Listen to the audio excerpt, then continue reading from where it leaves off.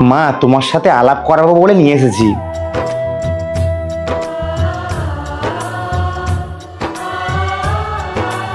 মা, এ হলো দিয়া। আমি ওকে খুব ভালোবাসি আর ওকেই বিয়ে করতে চাই। তবে আমার কিন্তু একটা শর্ত আছে, যদি সেটা তুই মানতে পারিস তাহলে আমার কোনো আপত্তি নেই।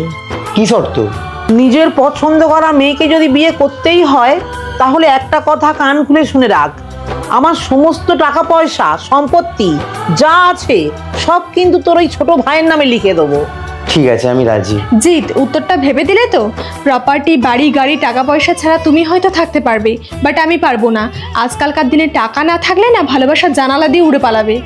দিয়া, তুমি এসব কি বলছো? ঠিকই বলেছি, তুমি আমাকে ভুলে যাও। দেখলি তো আসল রূপ বেরিয়ে পড়েছে।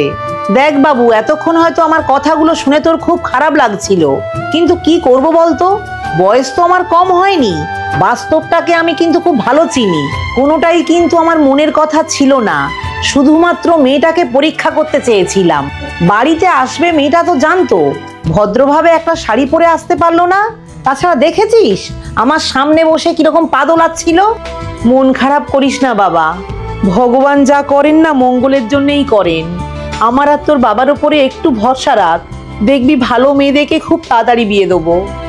একজন বাবা মা কখনোই তার সন্তানের খারাপ চায় না।